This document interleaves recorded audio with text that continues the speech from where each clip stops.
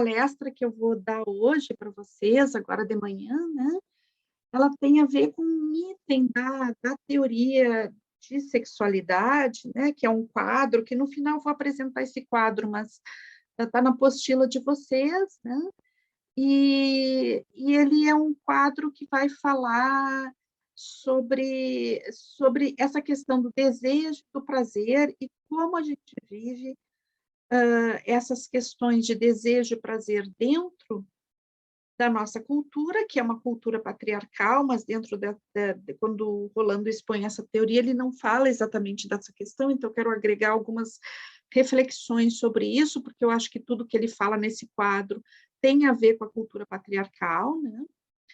E então vou agregar isso, e então o que eu convido vocês é mesmo uma viagem, né? Uma viagem para a gente entender. Aqui a gente tem 3 palavras potentes, né? Que é o desejo, o prazer e o patriarcal, a cultura patriarcal, talvez seja até 4 palavras muito potentes, né? Então a gente vai viajar nessas palavras, nos seus significados, né? E aqui eu acho que a gente já tem muita coisa para conversar. Uma coisinha que eu queria lembrar a vocês, principalmente para quem está chegando, é que eu boto no modo de exibição, como a gente está gravando, eu boto no modo de exibição onde não aparece ninguém, tá? Talvez para vocês aí estejam me vendo, mas eu não estou vendo vocês, tá? Então, eu dou preferência para a gente trabalhar da seguinte forma: eu vou expor a teoria e depois a gente pode conversar, tá? Porque eu não vou ver vocês, para se vocês levantarem a mão para falar ou colocarem coisas no chat, eu não vou estar vendo, tá? Daí a gente pode depois conversar. Caso tenha qualquer coisa que você sinta, mas eu tenho que falar agora, eu preciso falar, daí vocês abrem o áudio, falam, tá? Mas no mais, procurem deixar o áudio fechado também, tá bom? Então, vamos lá, né? Então, dentro dessa temática, desculpem que eu estou com uma coisinha na garganta hoje, ainda bem que não é soluço. Bom, então, eu acho que a primeira coisa, né, é a gente pensar o que é essa linha de vivência de sexualidade, né? O que significa a gente pensar, né? O que é a sexualidade vista pela biodança, né? Então, acho que essa é a primeira pergunta. A gente está trabalhando dentro do módulo de sexualidade. O que é essa sexualidade? Por que eu trago essa questão? Porque dentro da nossa cultura, muitas vezes a gente confunde sexualidade com genitalidade, né? A genitalidade é um aspecto da sexualidade, mas se a gente vai ver a sexualidade como um fenômeno humano muito abrangente, muito importante, né? Então, a genitalidade é um aspecto, mas não é o principal aspecto. Ele é, digamos, simbolicamente um aspecto muito importante, né? Mas, se a gente vai pensar em termos de corporeidade, a sexualidade, a genitalidade é um aspecto, né? Um aspecto que nos chama muito atenção, mas não toma a abrangência da sexualidade, né? Então, e dentro da biodança, a gente vai ver a sexualidade como uma linha de vivência, né? Então, ela é, antes de tudo, encarada pela biodança, não exatamente a genitalidade, mas sim a vivência de algo, né?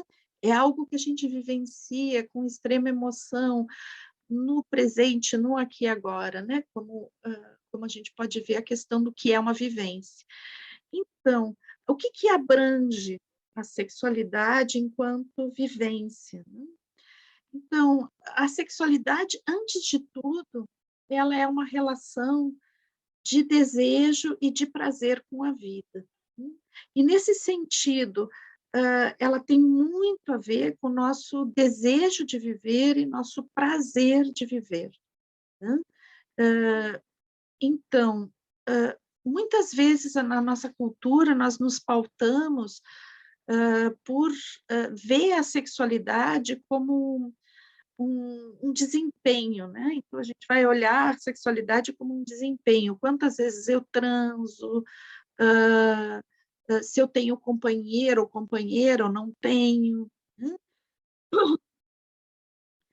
Mas esse, de novo, é um outro aspecto da sexualidade, mas ela é muito mais abrangente. Então, quando a gente vê as relações de par, sim, a gente está abrangendo bastante, muitos aspectos da sexualidade, e sim, é muito importante a gente, como relação de par, vivenciar a sexualidade e também refletir sobre as modalidades que a gente adota para levar a nossa relação de par, né? Como a gente vivencia isso. Mas a sexualidade vista para a biodança, ela é mais abrangente que a relação de par, né? Ela é uma relação com o mundo, é a minha relação de prazer com o mundo, é a minha relação de desejo com o mundo. Então, e vai se manifestar diariamente, né? Na minha relação com as pessoas, na minha relação comigo mesmo, na minha relação com a natureza, na relação que eu tenho com a minha casa, né? Com o meu trabalho, com o meu movimento. Então, e como a gente vai ver isso enquanto vivência, né? E é uma vivência que tem basicamente esse fator desejo e prazer. O que a gente vai também olhar é muito, não tem como ver a sexualidade sem ver a questão da corporeidade também, né? Então, a corporeidade é um pano de fundo super importante para a questão da sexualidade, né? Porque quando a gente vai ver a questão da sexualidade, da vivência da sexualidade, a gente está fortemente imerso na questão da corporeidade. Claro que todas as linhas de vivência estão imersas dentro da questão da corporeidade, né? Porque basicamente nós somos o nosso corpo, né? Nós somos, então tudo que a gente vive tem a ver com a corporeidade. Mas quando a gente trata da questão da percepção do prazer e do desejo, a gente está em contato profundo com essa corporeidade, né? A gente está se propondo a perceber, a desfrutar, a cuidar com carinho dessa manifestação de nós mesmos que se dá em nível corporal, né? E que é a base de qualquer vivência, né? Então, vamos passando aqui.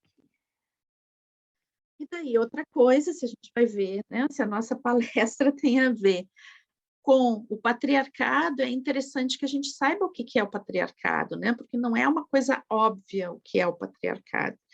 Então, a estrutura do patriarcado, eu gosto muito de trabalhar dentro de uma perspectiva histórica, tá? Então, o patriarcado, como ele é um fenômeno muito antigo, a gente acha que o mundo sempre se organizou dessa forma como ele está organizado, que as coisas sempre foram assim, né? Mas o patriarcado, ele não foi sempre que a humanidade se organizou na forma patriarcal, né? Então, antes do patriarcado, a gente teve um período histórico muito maior, né? Onde as relações não se davam centradas no masculino.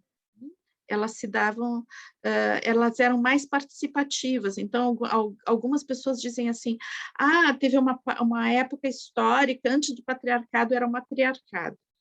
Então, a gente tem comprovado muitos cientistas, principalmente dentro da questão da arqueologia, uma arqueóloga chamada Marija Gimbutas, né? Ela trabalhou muito sobre essa questão, mas também dentro da questão da antropologia, a gente vai ver isso assim que na realidade nunca houve uma cultura matriarcal, né? Assim, o que acontecia lá na pré-história eram sociedades muito participativas, pouco violentas, né? Então, onde não eram pautadas pela violência, onde existia uma espécie de uma equidade entre homens e mulheres, né, entre o masculino e o feminino. Pessoal, tem alguém com o microfone aberto? Eu peço gentilmente que vocês revisem os microfones de vocês, tá? Que senão fica entrando um som. Está ainda aberto o microfone de alguém. Vou ter que procurar aqui. É a Carlinha, eu acho que está. Bill, tu fecha teu microfone, por favor? Isso. Obrigada. Deixa eu dar uma olhadinha aqui se tem mais algum. Acho que foi agora. Então tá. Senão fica assim uns barulhos fortes ocorrendo no meio da gravação. Buenas, então, o que eu estava contando para vocês, né? Que então se fala, é muito comum se falar isso, né? Na época do matriarcado, quando existia o matriarcado. Então, está mais que comprovado que o patriarcado nunca existiu. Então, o que existia nessa época onde não existia o patriarcado, né? Existiam culturas onde mais participativas, onde homens e mulheres tinham uma participação importante sem uma relevância especial de um ou de outro sexo, né, dentro da estrutura social. Mas sim, era uma época onde, né, e a gente está falando aqui de pré-história, especialmente do neolítico não, do paleolítico, tá? Então, eram estruturas onde o fenômeno feminino, né, o feminino era especialmente valorizado, né, porque naquela época os homens não tinham muita ideia da sua participação dentro da reprodução, né? Então, a mulher, o feminino, né? A mulher, quando ela gestava, quando ela menstruava, ela tinha... Era um grande mistério, né? Como que ser é esse que é capaz de gestar a vida, né? Então, a deidade, o mistério, o sagrado estava ligado ao feminino, né? E a gente vai ver que esse fenômeno se inverte no patriarcado. Outro dia eu estava lendo um texto que me fez refletir bastante sobre essa questão, né? Eu não quero super aprofundar nisso agora, porque não é o foco central, mas eu acho importante a gente refletir sobre isso, que na realidade, pouco as mulheres menstruavam também no Paleolítico, né? Então, porque que tem algumas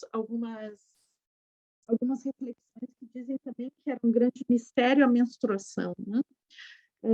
Daí eu tive uma outra visão, agora eu não me lembro onde é que eu vi, acho que foi um vídeo que eu vi sobre isso, onde, como as mulheres amamentavam, né? Acho que quando a gente estava trabalhando com a questão do Montagu, né?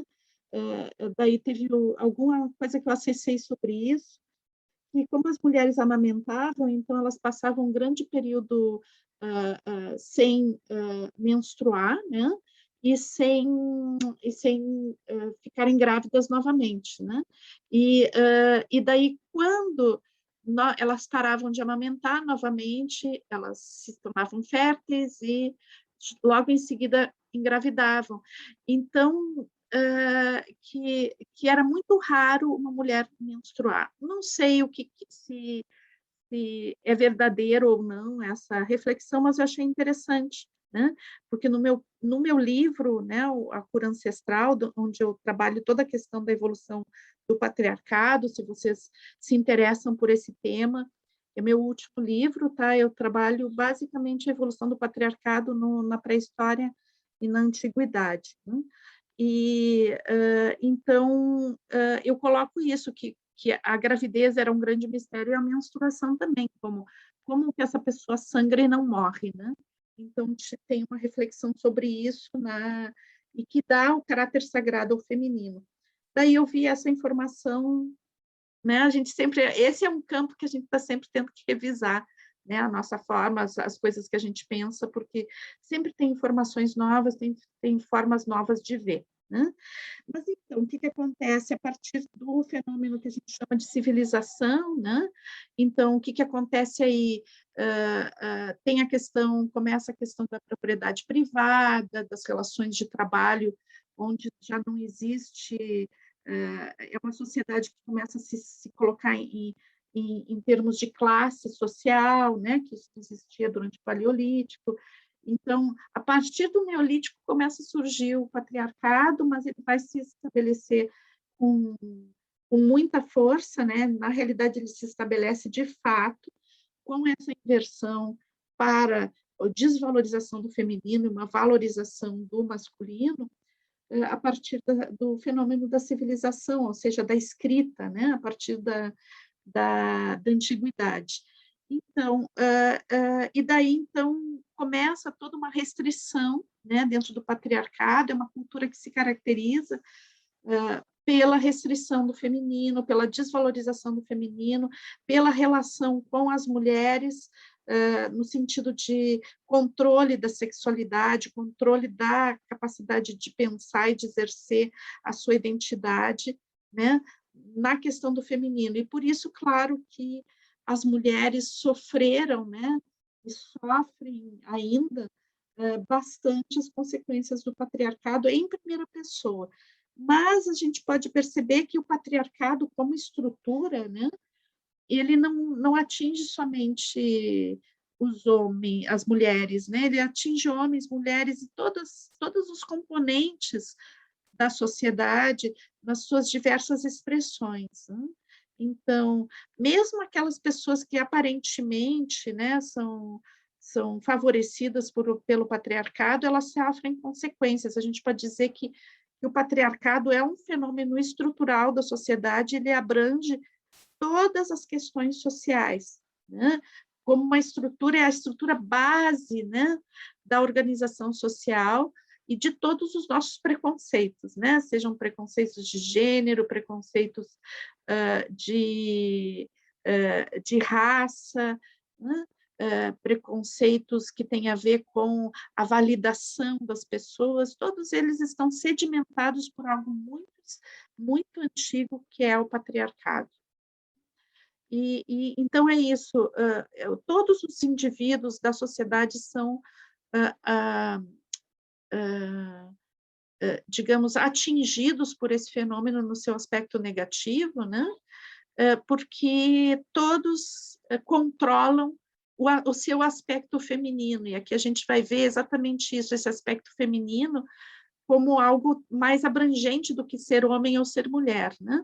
O aspecto feminino como algo, como algumas qualidades do humano, né? Que se manifestam com esse nome, o feminino. Né? Então, esse princípio é um princípio feminino, e esse é o princípio que o patriarcado vai perseguir, né? Então, nas mulheres, pelas mulheres diretamente, né? Então, uma restrição violenta, histórica, milenar ao comportamento sexual, à pessoa, à identidade feminina, né? Toda essa questão. Mas também, historicamente, o patriarcado vai moldar o comportamento dos homens no sentido de pouca sensibilidade, pouca empatia, violência, né? Então, todas essas questões, dificuldade de autocuidado, tudo isso, né? Como um molde para o comportamento masculino, do que se chama o masculino, do que se chama ser homem, né? Então, dentro dessa estrutura que a gente vai ver depois mais na questão do módulo de gênero, né? Lá na nossa conversa sobre gênero, a gente vai ver que as identidades elas vão se moldando historicamente, e é uma história antiga, né? A partir desse princípio, né? Que está cheio, recheado de valores, e que vai moldando os corpos, as mentes, né? E vai dizendo o que tu tem que ser, como tu tem que ser, dado o sexo que tu nasceu, né? Então, vai construir uma relação que é uma relação que é binária, né? Ou é homem ou mulher, não existe outra opção, né? E daí dá comportamentos estereotipados para homens e mulheres, né? E daí, quando a pessoa não se encaixa nesses estereótipos, ela é excluída, né? e daí a mentalidade fica com um medo, né? O medo que se cria socialmente é não se encaixar, não participar, não ser parte, ser excluído, né? E, e mais atualmente, nas últimas décadas, né? O último século, a gente já começa a ter medo de não ser validado, de não ser útil, de perder a condição de cidadania por não ter capacidade de utilidade dentro da sociedade, né? Ser descartado, virar lixo. Né? Buenos. Aí tem muita reflexão, esse é o patriarcado. Né? Então, a gente vai se basear dentro dessas questões para poder fazer a nossa reflexão. Buenos. Então, aqui eu trouxe essa figurinha, né, porque eu acho que ela traz bastante a questão do patriarcado, né, então aqui a gente tem, né, o patriarcado, ele está baseado numa relação de poder que tem a ver com o masculino distorcido, né, como eu disse para vocês, dentro do patriarcado, o masculino é distorcido, não é que o princípio masculino seja opressor em si, mas é a manifestação dele dentro da estrutura patriarcal que é terrível, né? Então, fica uma distorção onde a segregação, a dissociação, ela vai aparecer com muita força, é uma dissociação que não é só no nível de gênero, mas também tem muito a ver com a questão racial também, né? E com as estruturas de poder, que tem a ver também com a dissociação entre classes sociais, tudo isso é a criação do patriarcado. Né? Então, a gente vai ver aqui, né, esse senhor aqui que representa essa questão do patriarcado, né? Ele representa justamente essa elite que se forma e que tem a sua base no masculino branco, no masculino do norte do planeta, né? E daí depois toda a questão da polícia, né? E das forças militares que estão a serviço da proteção dessa estrutura, e depois toda a questão como desde, desde Roma a gente vai ver, né, pão e circo, né, como uma estrutura de alienação, né, que mantém as pessoas anestesiadas. E a gente vai ver isso dentro da estrutura que a gente vai pensar agora. Então, quando em biodança a gente fala de desejo, eu acho que é importante a gente perceber que quando a gente vai falar de sexualidade, muitas pessoas, geralmente já fiz essa experiência quando trabalhava com grupo presencial, né? De perguntar assim, para as pessoas o que é sexualidade. Ah, é o prazer, é o prazer, é o prazer, é o prazer. E daí, tudo bem, claro que é o prazer, né? Mas, para a gente ter prazer, né, tem algo anterior ao prazer, que é o desejo. Então, a gente não tem prazer com coisas que a gente não deseja, né? Se é algo indesejável para mim, dificilmente eu vou ter prazer com aquilo. Então, o desejo é uma palavra fundamental dentro da questão da sexualidade. A gente trabalha a sexualidade dentro da biodança, principalmente sensibilizando a pessoa ao desejo, né? O desejo de ser tocado, o desejo de viver, o desejo de amar. Então, quando eu falo que a gente vai trabalhar sobre a questão do desejo, o que eu estou falando? Estou falando da manipulação do desejo, de criar desejos que não existem? Não, dentro da biodança a gente não faz isso, né? Não é essa a metodologia da biodança. Então, é entender que o desejo, quando a gente tem um desejo, ele é a manifestação simbólica de algo que vem anterior ao desejo, né? Ou a essa consciência do que se deseja, que é a necessidade. Então, o desejo está baseado na necessidade. Então, a gente precisa, por exemplo, eu preciso ser tocado. Todo ser humano precisa de carícia. Né? Então, quando eu me dou conta, né, que eu preciso dessa carícia, isso já se manifesta de uma forma simbólica na questão do desejo, né? Então, já vem com algo que eu gostaria de ter, uma pessoa que eu gostaria de me aproximar, uma coisa que eu gostaria de viver, né? E essa necessidade, ela ainda está baseada em algo anterior ainda, que é o instinto, né? O instinto que são as forças reguladoras e que vão nos trazer a manutenção da vida, né? Então, quando a gente trabalha o desejo dentro da biodança, é importante a gente se dar conta que a gente está trabalhando e buscar isso, né? A gente vai buscar a base instintiva, a gente não vai trabalhar exatamente com desejo, a gente vai tocar na necessidade, mas a gente vai mais profundo ainda, um trabalho bem profundo, a gente vai no instinto, né? No instinto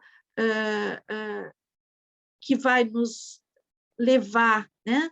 Vai nos trazer a necessidade de contato, no instinto que vai nos trazer essa necessidade de calor, a necessidade de carícias, a necessidade de alimento, a necessidade de saúde, né? Então, o instinto ele vai se revelando pela questão da necessidade e vai adquirir um aspecto simbólico no desejo, mas a biodança vai trabalhar diretamente com o instinto, com o mais profundo de todas as questões, né? Então, por isso, como a gente trabalha com a questão instinto, basicamente impossível a gente trabalhar com manipulação do desejo se a gente vai na questão instintiva, tá? Se a gente vai pela questão do desejo, que é como normalmente a estrutura social vai trabalhar, né? A gente corre o risco de fazer um desvio do instinto e levar as pessoas a fazer coisas que, na realidade, não têm significado para elas. E daí a gente pode ver que essa questão do desejo, ela não se manifesta somente na linha da sexualidade, né? A gente pode dizer que o desejo é um nuance da sexualidade que vai aparecer em todas as linhas de vivência, né? Então, na linha da vitalidade, por exemplo, ela vai aparecer sobre o desejo de algum alimento, o desejo de movimento, o desejo de descanso, tá? Na linha da sexualidade, o desejo se manifesta pelo desejo do outro, pelo desejo de toque, pelo desejo de transa, né? Por todos esses desejos, pelas paixões que a gente tem, né? Então, aí é o desejo se manifestando dentro da linha da sexualidade. Da criatividade, o desejo de expressão, é o desejo de se colocar no mundo, é o desejo de contato profundo consigo, é o desejo que as pessoas me ouçam, né? Então, aí é o desejo ligado à criatividade. O desejo de pertencer a grupos, o desejo de ter carinho, de ter atenção das pessoas, o desejo de participar na linha da afetividade, o desejo de se conectar profundamente com a natureza, o desejo de harmonia, o desejo de paz, o desejo de tranquilidade, muito ligado à linha da transcendência. Tá? Então, cada uma das linhas, elas vão ter esse nuance, que a gente pode dizer que está ligado à sexualidade, porque está ligado ao desejo, né? Como uma força propulsora. Né? Então, é como que a sexualidade vai permeando as outras linhas, e, claro, naquilo que a gente chama socialmente de sexualidade, vai se manifestar pelo desejo do outro, pelo desejo do próprio prazer em nível corporal. E daí, então, como é que começa essa manipulação cultural que a gente tem dentro da nossa sociedade, né? Então, o que é importante a gente perceber é que quando a gente está trabalhando com a linha da sexualidade, e a gente está trabalhando com o desejo, a gente está trabalhando com algo nevrálgico dentro da nossa estrutura social, porque a sociedade de consumo, ela vai se basear dentro da questão da manipulação do desejo. Então, o que que faz normalmente a sociedade de consumo? Ela vai, por isso que eu disse que é importante dentro da biodança que a gente não trabalha diretamente com o desejo em si, mas trabalha com a base instintiva do desejo, né? Porque a forma como a sociedade de consumo trabalha é justamente desviando a conexão com o instinto e manipulando o desejo, deixando ele num nível inconsciente e sobrepondo símbolos sobre esse desejo. Então, por exemplo, aqui como tem a nossa figurinha aqui, né, desse homem ali dentro de um carrinho, dentro de um congestionamento horroroso, né? Então, ele não está pensando, sonhando em ser livre, ele não está sonhando em sair desse congestionamento horrível, cheio de fumaça, ele está pensando em ter uma Ferrari. Ele quer ter uma Ferrari ali no meio e continuar o congestionamento, né? Então, o que significa essa manipulação do desejo? Eu querer esse carro vermelho, né? Daí a gente vai ver toda a questão simbólica do próprio vermelho, né? O que significa um carro enquanto potência, e o que significa uma Ferrari em termos de reconhecimento social. Então, quando a gente pensa assim, por exemplo, pegar esse item, somente esse item, reconhecimento social, né? Então, eu estou no mesmo congestionamento, mas todo mundo me olha e diz, olha, o cara tem uma Ferrari, né? Então, o que significa isso, né? Eu sinto que eu tenho isso vai ser uma manipulação de um desejo de potência no mundo, né? Um desejo de ser reconhecido, um desejo de que me vejam, um desejo de sair do anonimato. Então, ao invés de tomar atitudes que tenham a ver profundamente com uma coerência com esse desejo, né? Eu vou batalhar, às vezes, a minha vida inteira para ter um pequeno símbolo de poder, né? Que pode ser aqui esse carro, como, né, como um exemplo. O que acontece, né, é que a pessoa chega, né, digamos que lá sei eu, o cara se mata e consegue chegar aí, né? E daí logo depois ele tem uma sensação de vazio e logo depois ele vai projetar para uma outra coisa que ele tem que consumir, o que ele tem que ter, porque na realidade o instinto jamais é saciado, né? Existe um breve momento de uma satisfação e logo depois, né, já tem que se consumir novamente. Se a gente pensar bem, é a base de todas as adições, né, todos os vícios. Então, essa manipulação que as pessoas vivem cotidianamente, né, e que nós vivemos cotidianamente, né? Então, tem que estar super atento, e com a biodança, se a gente tem consciência disso, a gente pode fazer um trabalho bem bonito, né, da pessoa voltar àquela coerência inicial e ver o que realmente ela necessita, o que realmente importa, o que realmente ela quer, né? O que realmente é a necessidade, né? Para que esses símbolos de status, esses símbolos sociais, não sobreponham a necessidade. Então, aqui a gente tem de novo, né, essa manipulação toda a estrutura do capitalismo, ela vai se trabalhar em cima dessa manipulação, né? Onde a pessoa fica perdida, né, num mar de referências, né, que na realidade negam basicamente a existência da própria pessoa, né? E somos convidados o tempo todo para ficar nessa superficialidade, onde confundimos ser com ter, né?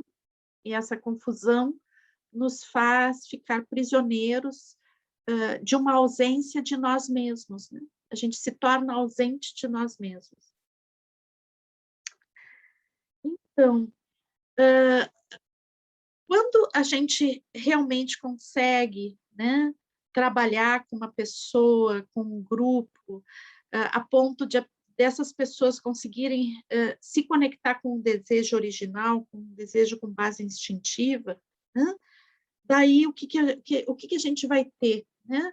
Parece que está tudo solucionado. Bom, chegamos, as pessoas agora estão super conectadas e coerentes com o que elas realmente necessitam. Aí, será que acabou o nosso trabalho agora? Bom, agora está tudo certo, né? Voltamos a integrar a identidade da pessoa, a pessoa sabe o que ela quer, ela não se deixa manipular, ok. Daí a gente vai chegar na segunda barreira, né? Porque não é porque eu sei o que eu desejo que eu vou ter o que eu desejo, né? Então, é necessário daí um segundo passo de trabalho, né? Que é a manifestação do desejo, né? Então, quando eu desejo algo, eu tenho que conseguir expressar o que eu desejo. O mundo não vai me dar as coisas que eu quero simplesmente porque eu quero, né? Porque eu necessito, porque é a minha base instintiva, então eu preciso, né? Não, né? Eu preciso aprender a lidar com esse desejo no sentido de expressá-lo no mundo, né? E daí, então, existe uma série de outras danças, outros trabalhos que a gente faz em biodança em termos de expressão do desejo, né? E daí, o que a gente está lidando com as possibilidades de expressão, né? Então, dentro da nossa cultura também, a expressão do desejo, ela é muito controlada, né? Então, as pessoas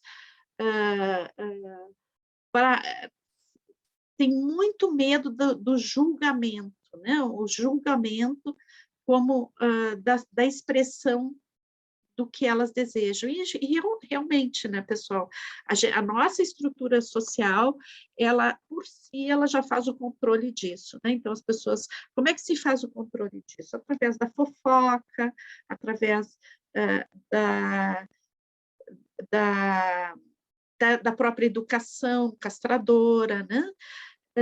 Então, mas isso significa que tudo que eu quero expressar, então eu tenho que expressar, a pessoa vai fazer biodança e vai sair dizendo tudo que vem na cabeça dela, tudo que ela quer, né, diretamente. Não, a questão da expressão é todo um item muito profundo dentro do trabalho de biodança, né, porque não basta a gente conseguir expressar o que a gente deseja, quem nós somos para o mundo, né? É preciso saber como fazer uma ressonância com quem nos escuta, com quem nos recebe, né? Com o mundo que está aí.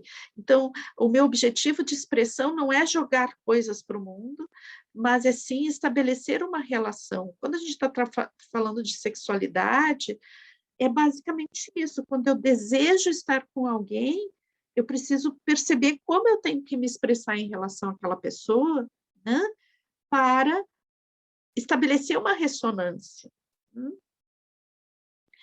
E também como lidar com a minha frustração quando isso não acontece, né? Então, a ideia é poder abranger uma sensibilidade e uma coragem de expressão que me dê mais possibilidades de expressão, me dê a capacidade de lidar em feedback com o meio, de forma a escolher dentro de uma gama cada vez maior de possibilidades, qual a mais adequada a cada momento.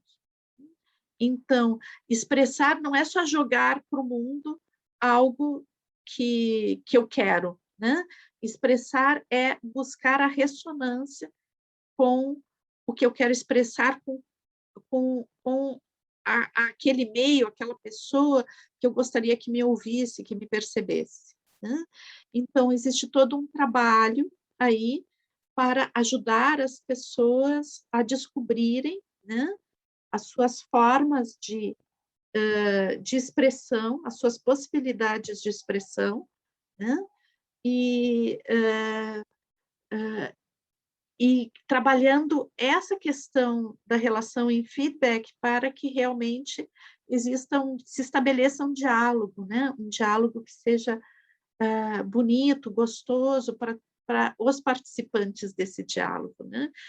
Que pode ser um triálogo também, pode ser, não é só duas pessoas, né? A minha relação com o mundo, minha relação com uma pessoa, uma relação com um grupo, né? Então, como estabelecer isso de forma que se estabeleça uma dança de ressonância, né?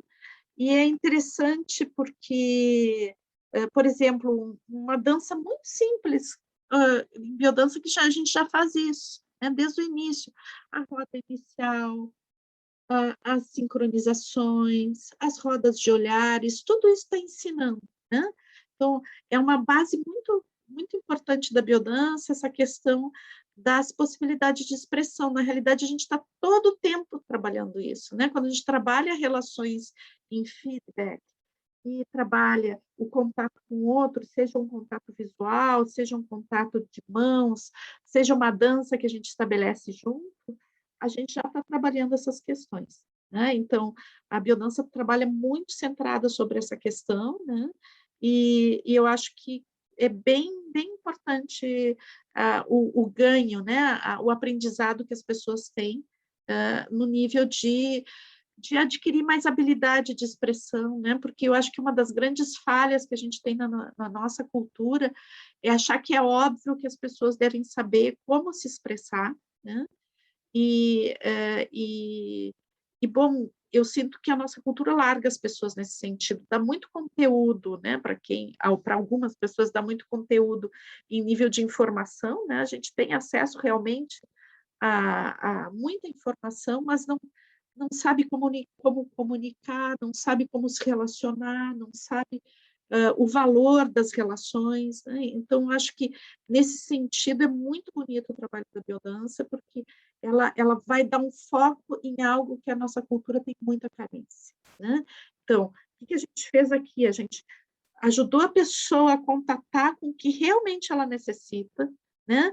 Expressar isso para si mesmo na forma de um desejo, né? E ajudou ela a descobrir formas dela expressar esse desejo para o mundo. Será que agora está tudo certo, agora já deu o trabalho que a gente tinha que fazer, já foi feito, né? Será mesmo? Daí tem a questão, né, que eu acho que também é uma questão que às vezes a gente não pensa uh, que tem essa possibilidade, mas ela acontece muitas vezes, né? Então, a pessoa expressou e teve ressonância, então vai acontecer. E às vezes as pessoas têm muito, muito, muito medo de realizar os seus desejos, né? Então, somada à questão de expressar, eu tenho que estar preparando a pessoa também para ela ter coragem de realizar aquilo que ela deseja, né? Então, muitas vezes o que acontece, vamos pegar um exemplo bem claro dentro da linha da sexualidade. Eu manifesto interesse por uma pessoa, né? Eu descubro que quero estar com uma pessoa, eu manifesto interesse para aquela pessoa, de repente a pessoa me dá uma resposta positiva, eu digo, não era isso, não entendeu direito, não era isso que eu queria, né? Então, é como que o medo de realizar aquilo que eu desejo, né? E que a manifestação, quando a gente consegue realizar o desejo, é que vem a questão do prazer, né? Existe um prazer da conquista, um prazer da aproximação, né? E tem esse prazer da realização, né? E o que acontece? Muitas vezes é onde bate com as questões de identidade, né? Com as questões do medo, que socialmente é colocado pela educação, pela forma como cada um de nós vive, porque a realização, né, ela implica necessariamente em uma mudança, né? Quando a gente realiza algo que a gente deseja muito, é uma espécie simbólica de morte e renascimento, né? Então, quando a gente vive algo muito intenso, a gente sai mudado pela experiência, né? E aqui a gente está, quando a gente realiza algo que a gente deseja muito, é um momento de transcendência, né? A gente morre por uma situação anterior e renasce em outra, né? Porque aquela experiência ela é muito significativa, ela nos transforma. E muitas vezes o medo que tem de fundo da realização do desejo, né, é esse, né? É como que consequências vão ter, a gente já vai pensando nas consequências. Então, quando a gente busca a realização, né, consegue reforçar a identidade de cada participante dos nossos grupos, para que ele contate com a base instintiva, conecte com a sua necessidade, consiga perceber a forma que essa necessidade toma na forma de desejo, consegue ajudar a pessoa a expressar esse desejo, também tem que reforçar a identidade dela para que ela possa realizar esse desejo, para que ela possa assumir e realmente dar esse passo, que é um passo que muitas vezes tem a ver também com merecimento, né? Com o se sentir digno, o se sentir que pode,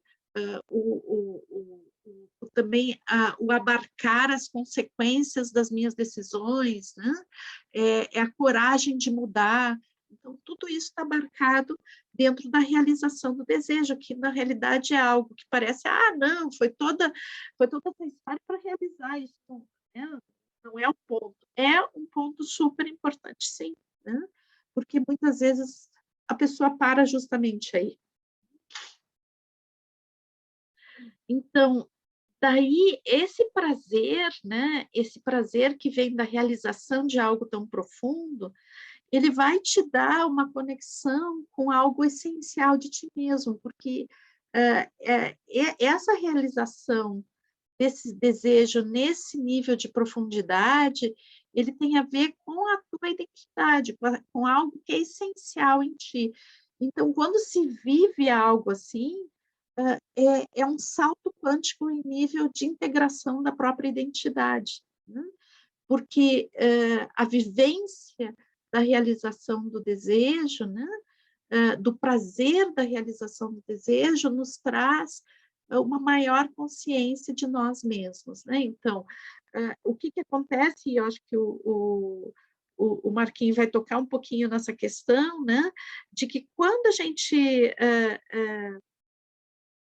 realiza, né, o desejo, tem uma questão de fusão, né? Uma questão de fusão com uma identidade maior. E talvez uma das coisas também que assuste nessa realização seja essa questão da fusão, né?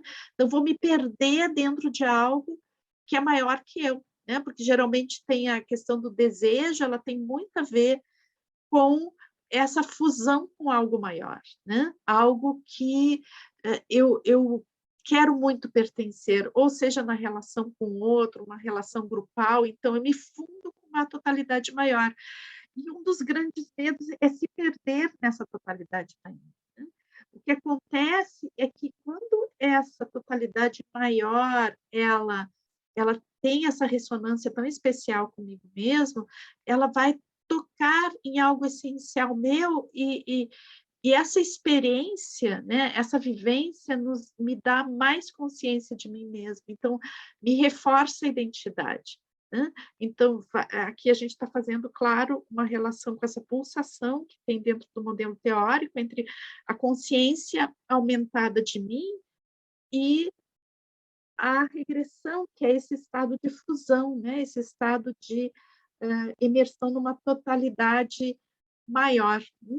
Então, quando a gente se permite entrar nesse estado de fusão, a gente volta desse estado com um maior estado de integração, né?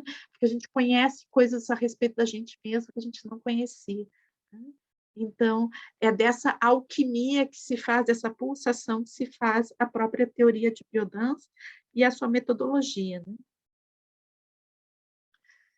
E daí, quando esse processo não se dá, né, como uma forma de realmente de conexão com o desejo, mas de manipulação do desejo, o que acontece? Eu realizo o desejo e daí vem outra sensação, não é uma sensação de plenitude, né? É uma sensação de um vazio imenso, né? Então, quando o que está nos motivando é algo que não tem a ver diretamente com a minha necessidade profunda, mas sim com uma manipulação, né, daquilo que no fundo eu desejo, então daí existe uma sensação de vazio imenso. E a gente pode ver isso, né, em muitas tonalidades da nossa existência, em muitos aspectos, né, da nossa existência. Então, quando vem a sensação de vazio, após realizar algo que parecia importante, que parecia interessante, né, a gente tem que se questionar se a gente está sendo coerente com a gente mesmo. Porque talvez o que a gente tenha agido não conforme o desejo, né, mas para preencher um vazio pré-existente, né? Então, quando a gente age buscando preencher os vazios existenciais, a gente, por um instante, preenche, mas logo depois o vazio vem de uma forma pior, né? Então, é importante a gente estar alerta para essa percepção, né, do vazio como algo que me persegue, que eu tenho que preencher a qualquer custo. E aqui eu chamo uma especial atenção para as nossas necessidades de amor, né, que a gente desesperadamente, às vezes, corre para preencher e nunca consegue preencher, né, porque cada vez vai se tornando um poço mais sem fundo, né? Então, isso indica que existe uma desconexão com aquilo que realmente eu desejo, né? Existe uma desconexão com o meu merecimento, né? Com a minha dignidade de poder receber aquilo que eu realmente necessito, né? Então, é como um descuido de si mesmo que se baseia numa crença, né, de não merecer. E aqui, o merecer e não merecer, eu estou colocando aqui como não algo que eu tenho que fazer para merecer, mas sim uma sensação, né, uma sensação de pertencimento, uma sensação de ser digno, de ser um ser que existe no mundo, né? Um ser que existe por existir já tem que ter condições de viver pleno, que às vezes nós somos levados a acreditar que não merecemos viver plenamente. Né? Então, é muito importante, dentro daquelas questões estruturais que eu já falei, dentro do patriarcado, que muitas vezes a gente é afastado, né, do se sentir, né, por N questões, de sentir que, bom, que sim, que eu preciso de algumas coisas na minha vida que são essenciais e que, sim, eu posso e quero e vou ter essas coisas que eu necessito. Né? Então, muitas vezes tem imposições muito fortes, estruturais dentro da nossa cultura, da nossa sociedade, que são criadas historicamente, às vezes milenarmente, né? E que se impõem, né? Dentro de que eu posso receber isso, né? Eu posso me expressar, eu posso ter, né? E o medo do julgamento, né? Então, às vezes, nos submetemos a coisas terríveis para ter um, um restinho, uma migalhinha de algo, né? Uma migalhinha de amor, uma migalhinha de atenção. E nenhum de nós necessita migalhinha, né? A gente necessita da refeição inteira, aquela que a gente precisa, né? E temos que nos dar conta disso.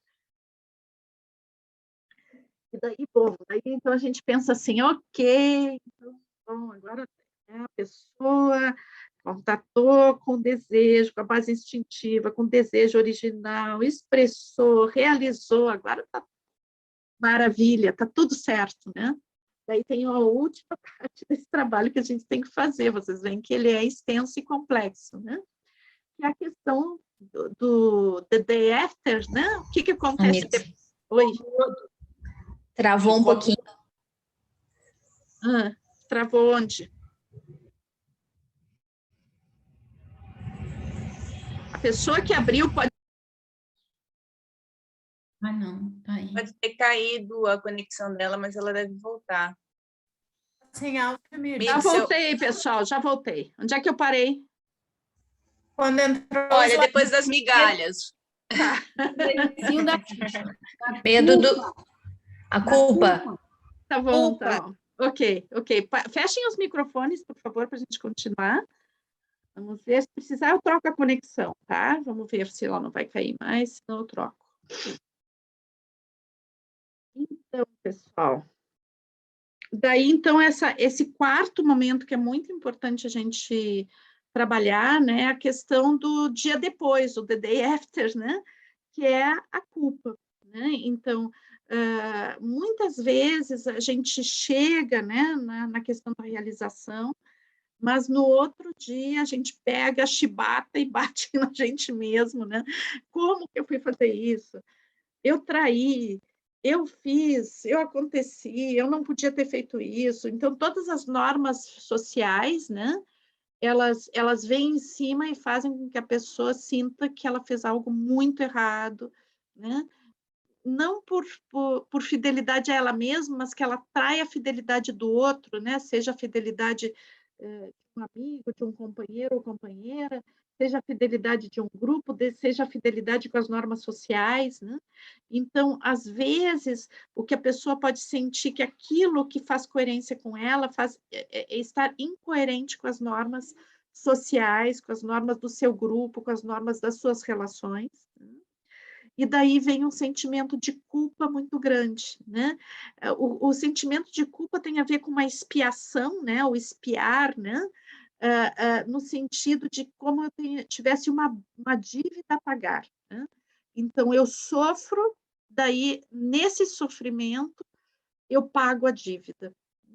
Então, a gente tem que ter muito cuidado com essa estrutura, porque a estrutura da culpa, né, ela geralmente ela impinge um sofrimento, seja um sofrimento psicológico, mas às vezes a gente cai até no sofrimento físico, provocando acidentes, provocando situações de mal-estar, né, como um pagamento por aquele prazer que se teve, né? Então, é super importante a gente também trabalhar a questão da culpa com os nossos grupos, né? No sentido de que a pessoa sinta que existe uma base, né? Uma base de compreensão, né? Do grupo ao qual ela pertence. E aqui o grupo de biodança ele é muito importante, né? O Rolando Toro dizia que o grupo é matriz de renascimento, né? Então, ela sentir que mesmo que essa coerência que ela vai conquistando com ela mesma, esse aprendizado lento que ela vai tendo, provoque algum rechaço em nível do meio cultural que ela vive, ela tem uma base humana que a aceita e a recebe e a ouve e ajuda ela a elaborar esses processos, esses sentimentos, né? Não é que sempre o grupo vai aceitar tudo que ela faz, não é isso, né? Mas o grupo pode acolher tudo que ela faz e ajudá-la a elaborar essas questões, né? Então, é claro que isso é muito importante, um grupo muito integrado, né? Um grupo que realmente seja acolhente, e também a frequência, né? Então, não adianta, esse processo todo que eu estou colocando, não adianta a pessoa fazer biodança uma vez, não adianta, simplesmente não adianta, tá? Então, processos que trabalham todo esse percurso que eu estou trazendo para vocês, né? Eles são processos de continuidade do trabalho de biodança, porque são trabalhos, são coisas que a gente trabalha muito profundamente, que vão se modificando pouco a pouco, né? Então, sempre eu vou colocar isso para vocês, a presença de vocês em grupos semanais, né? Que se reúnem semanalmente, ela é essencial para fazer esse tipo de mudança. Tanto quanto quando vocês estiverem trabalhando com grupos, né? Essa frequência semanal é super importante, mas também não adianta vocês quererem trabalhar todo esse processo no outro se vocês não trabalharam em vocês. Então, é fundamental para todas as pessoas que fazem escola de formação também passar por esse processo, né? Porque a gente não consegue trabalhar isso no outro, né? O que acontece se a gente não tem isso trabalhado na gente, vai trabalhar com o outro? A gente vai colocar todos os nossos preconceitos, as nossas restrições, as nossas culpas, as nossas formatações sociais sobre o outro. Então, essa pedrinha aí que a criatura está levando vai ficar maior ainda, se a gente conseguir chegar aí, né? Porque talvez não consiga. Então, tem que fazer o percurso, né? Não existe como trabalhar o outro sem trabalhar a gente mesmo. E daí, então, o próprio Rolando coloca, né, que como trabalhar com a questão da culpa é esse trabalho progressivo e semanal. Esse é o melhor trabalho que tem, né? Não existe uma dança que trabalhe com a culpa. Existe um processo inteiro, né? Um processo longo, inteiro, persistente, que faz com que a gente trabalhe a culpa.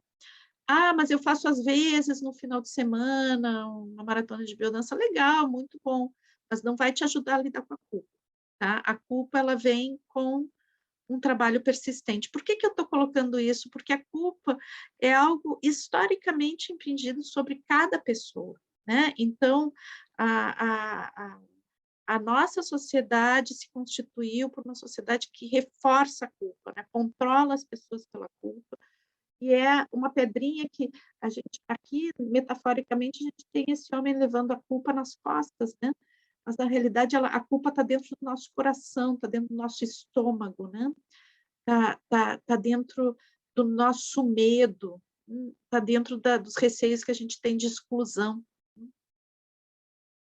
Então, talvez seja uma das coisas mais profundas, uma chaga social que a gente tem muito, muito profunda, que é muito incentivada, né? Bom, é importante a gente se dedicar a trabalhar isso. Então, eu me livrar da culpa significa que eu vou fazer tudo que eu quero, a hora que eu quero, do jeito que eu quero? Não, né? Porque a gente trabalha a questão da relação de feedback, de ressonância, de as relações, estabelecer relações harmônicas de comunicação. Então, as relações humanas baseadas na culpa são relações de muito sofrimento, né? E de controle. A culpa serve para o controle. Então, é interessante que a gente descubra outras formas de se relacionar que não seja através da culpa.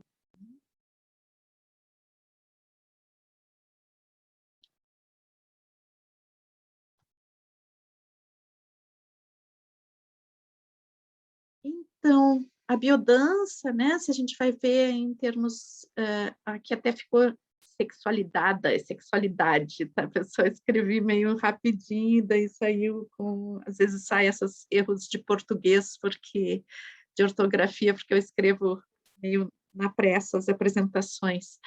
Então,